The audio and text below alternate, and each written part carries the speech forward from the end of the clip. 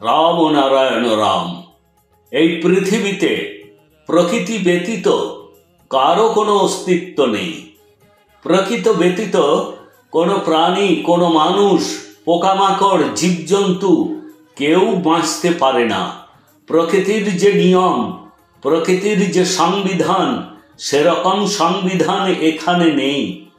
আপনি যদি বর্তমান সংবিধানকে সঠিক বলে মনে করেন, তবে স্বাধীনতার এত বছর পরেও কেন সমাধানের সংবিধান তৈরি করা হয় না?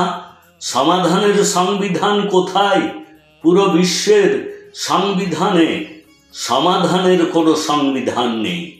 আজকাল এই পৃথিবী স্বার্থবাদী, একটি মনুষ্য নির্মিত পৃথিবী, যেখানে পিতা পুত্রের আপন হয় না, আবার পুত্র পিতার।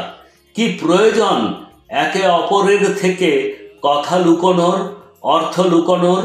যতক্ষণ পৃথিবীতে ধর্মের রাজনীতি থাকবে, ততক্ষণ বর্ণের কথা, জাতপাতের কথা হবে। সেখানে সংবিধানের কথা হবে, সেখানে নিজেদের মনের মিল থাকবে না। বর্ণ ও ধর্মের বিষয়টি শতাব্দী প্রাচীন, যা সমাজকে বিভক্ত করে এবং পৃথক পৃথক বিভিন্ন গোষ্ঠীতে বিভক্ত করতে একটি গুরুত্বপূর্ণ ভূমিকা পালন করে। বর্ণ জাতপাতের ব্যবস্থা এবং ধর্মের নামে বৈষম্য কেবল মানবতার বিরুদ্ধে নয়, সামাজিক অগ্রগতিরও বাধা। বর্ণ ও ধর্ম কখনোই সামাজিক ও আত্মিক অগ্রগতির মাধ্যম হতে পারে না। এগুলো শুধুমাত্র হৃদয়ে ঘৃণা সৃষ্টি করে। আমাদের সকলকে একত্রিত হয়ে মনুষ্য নির্মিত ধর্ম, মনুষ্য নির্মিত রাজনীতি, মনুষ্য নির্মিত সংবিধান, স্বতন্ত্র মালিকানার অধিকার, এই সমস্ত কিছুকে অপসারণ করতে হবে। প্রকৃতির আইন, নিয়ম, কানুন পালন করতে হবে।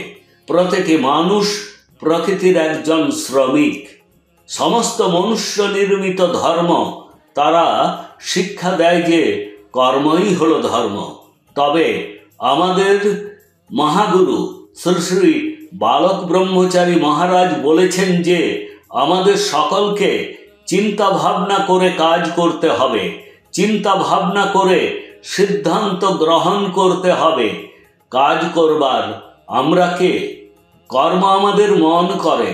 যখন আমাদের মন সিদ্ধান্ত গ্রহণ করে, তখন আমাদের শরীর কেবল তাঁর নির্দেশে সেই কাজ সম্পাদন করে। সংবিধান যখন গঠিত হয়, তখন নেহেরু ও গান্ধীজি আম্বেদকরজিকে সমস্ত ভুল শেখানোর মাধ্যমে ভুল সংবিধান লিখিয়েছিলেন। সুতরাং এই জাতীয় সংবিধান বাতিল করা প্রয়োজন। এই সংবিধান থেকে উপকার হয়নি। ধনী আরো ধনী হয়েছে, দরিদ্র আরো দরিদ্র হয়ে উঠেছে। কেউ সমান অধিকার পাচ্ছেন না। পৃথিবীতে যে 800 কোটি মানুষ আছেন, তাদের জন্মগত অধিকার কেন পাচ্ছেন না? এটাই আমাদের আজ সবচেয়ে বড় প্রশ্ন। আদালতের প্রধান বিচারপতি কি এর উত্তর দেবেন? রাষ্ট্রপতি কি উত্তর দেবেন? প্রধানমন্ত্রী কি উত্তর দেবেন? এ কারণেই আমি বারবার বলি যে এখনো সময় আছে।